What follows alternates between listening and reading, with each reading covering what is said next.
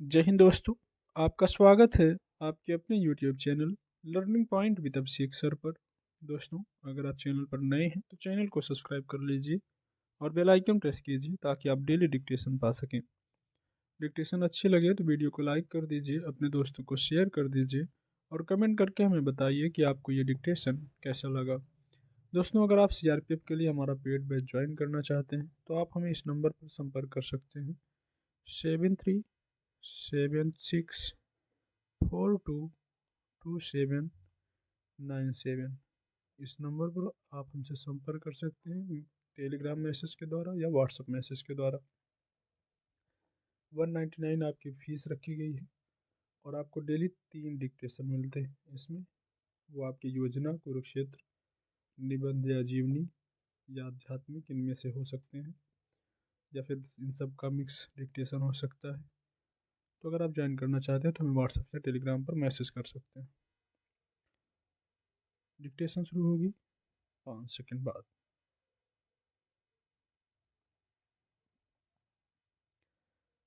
कृतज्ञता को मानवीय गुण मानते हुए हम कई बार व्यक्ति के कृतघ्न व्यवहार पर सोचने के लिए विवश हो जाते हैं।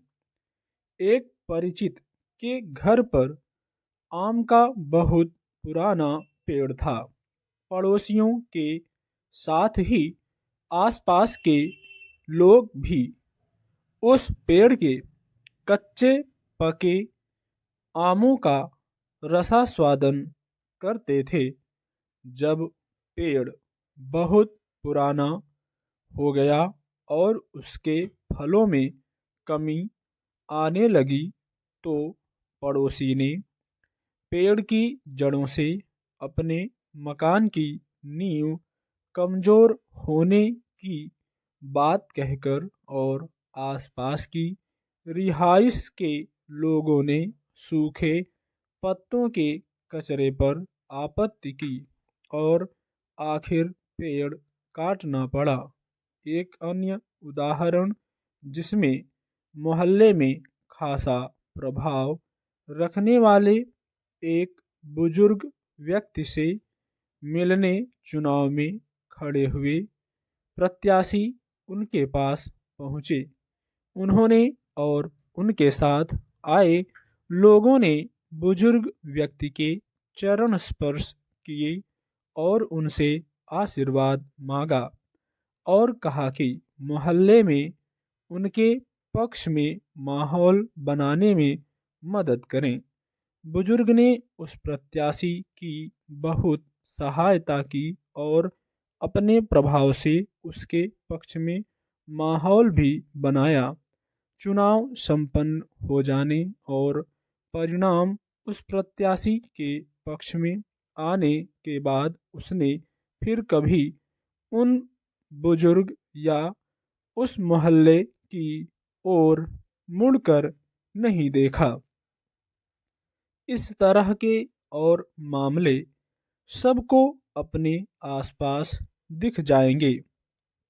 इस सब पर यही विचार मन में आता है कि हम इतने स्वार्थी क्यों होते जा रहे हैं। हमारी मानसिकता ऐसी क्यों होती जा रही है कि जब तक हमें हमारे अनुकूल चीज़ें मिलती रहती हैं, जब तक हमारे अनुकूल बातें होती रहती हैं, जब तक हमें किसी की सहायता की चाहत होती है, तभी तक संबंधों में मिठास बनी रहती है, व्यवहार बना रहता है। चाहे प्रकृति से संबंध की बात हो या व्यक्तिगत रिश्तों की, जहां हमारा मतलब पूरा हुआ नहीं कि हम सारे रिश्ते नाते तोड़कर मुंह फेर कर चल देते हैं। कृतज्ञता का भाव सिमट जाता है, मिटता हुआ लगता है और फौरन कृतघ्न स्वभाव का परिचय होने लगता है। एक पेड़ जब तक फलों से लदा रहता है, एक पौधा जब तक सुगंधित फूलों से आच्छादित रहता है, तब तक हम उसकी साज संभाल बहुत अच्छे से करते हैं।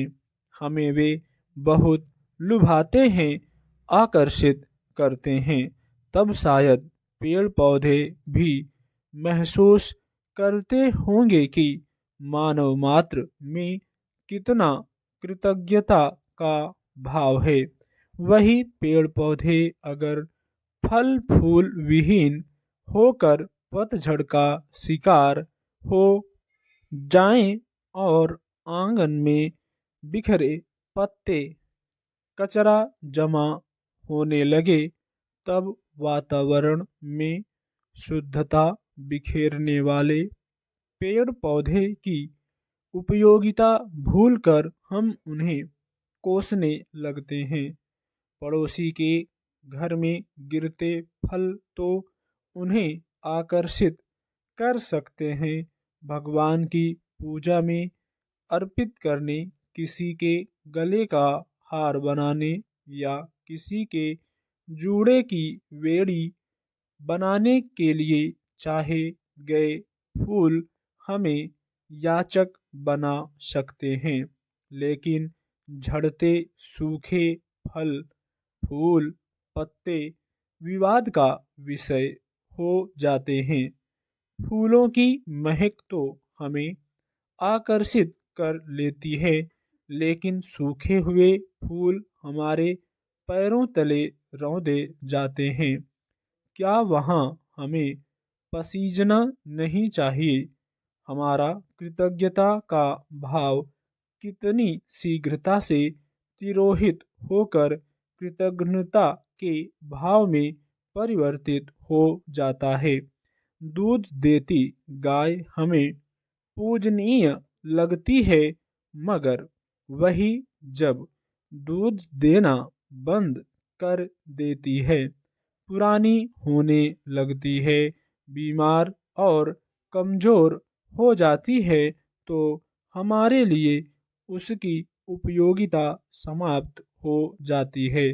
या तो उसे सड़क पर खुला छोड़कर आवारा पशु का तमगा लगवा देते हैं, या फिर किसी कसाई के हाथ में देकर बूचड़ खाने का रास्ता दिखा दिया जाता है।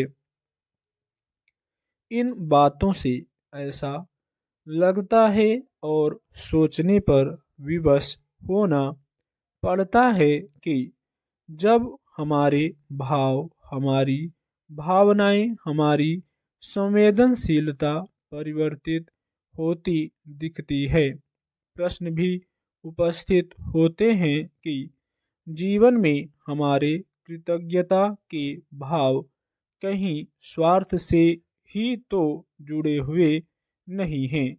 क्या यह मानव स्वभाव मान लिया जाए कि जब तक कोई आपका प्रिय पात्र है, तभी तक वह हमारा दुलारा है। जहां उसने पात्रता खोई, हम उससे दूर हो गए।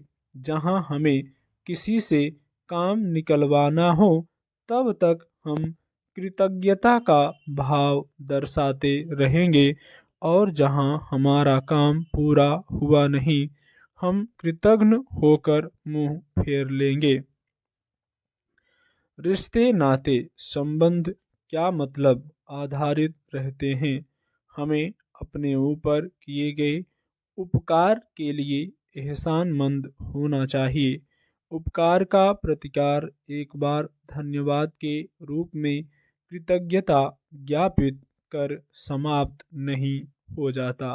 वैसे यह बात उपकार करने वाले पर भी लागू होती है कि उसे हर बार अपने द्वारा किए गए उपकार को सामने वाले पर बातों के जरिए, दूसरों के माध्यम से या फिर बात बात पर जताना नहीं चाहिए।